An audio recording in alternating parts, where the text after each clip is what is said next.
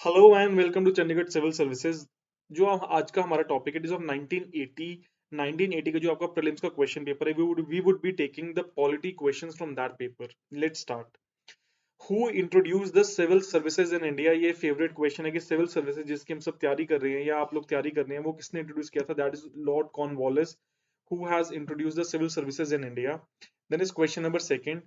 The diarchy as introduced by the Government of India Act 1919 postulated which of the following? जो diarchy है, जो 1919 के act के through launch की गई थी या इंट्रोड्यूस की गई थी, कौन सा फॉलोइंग फीचर उसका है? The feature is a few subjects were transfer to the provincial ministries and rest retained by the executive council. Option is C, जो उसका फीचर है। Then is question number 3. All responsibilities regarding elections in India are entrusted to, उन्होंने पूछा है कि जो following आपको four options दिए हैं, who has the responsibility regarding elections in India? The answer is Chief Election Commissioner or Election Commission of India. Then is question number 4.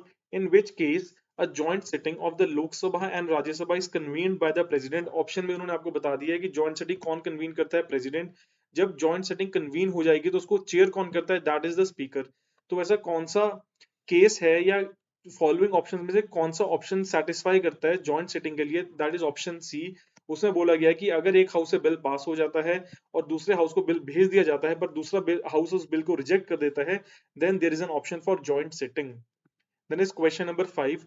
44th amendment of the constitution speaks of, उन्होंने पूछा 1980s में जो 44th amendment है वो क्या बताता है? वो ये बताता है कि राइट टू प्रॉपर्टी है वो आज के बाद आपका फंडामेंटल राइट नहीं है। That will be your legal right under article 300 capital A. Then is question number 6. The constitution 45th amendment bill, act नहीं है, ये bill है, passed by the parliament extends reservation of seats for scheduled caste and scheduled tribes in parliament and state assemblies up to 1990s। 10 साल के लिए आया था, ये bill है, ये act नहीं है, ये bill था उस टाइम पर। Then is question number 7.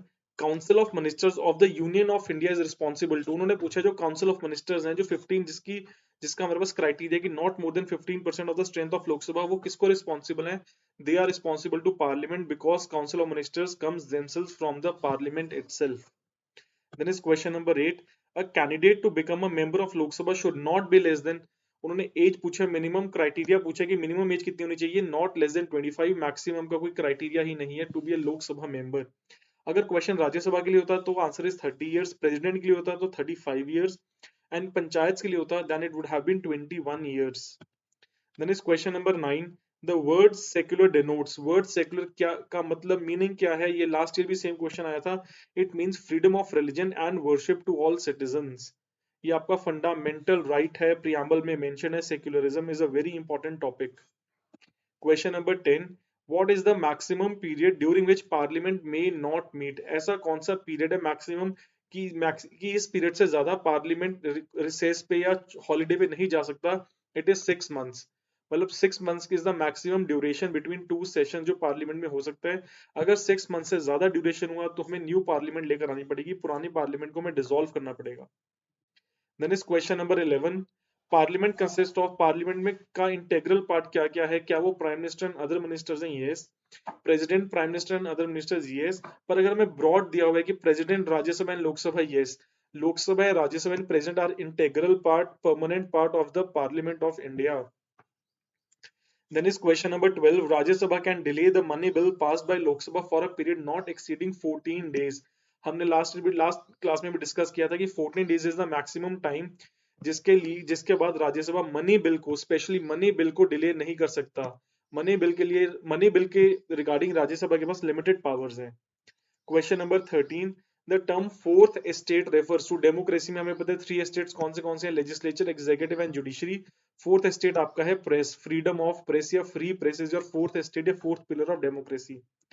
Last question है, who was the second president of Indian republic? Second president है doctor S Radhakrishnan. He was the second president of Indian republic. So guys, this was 1980s question paper जो हमने आज discuss किया है। yesterday we discussed 1979, तो हम ऐसे ही till 2022 we would be discussing all the prelims part of polity paper, GS paper 2. Thank you so much.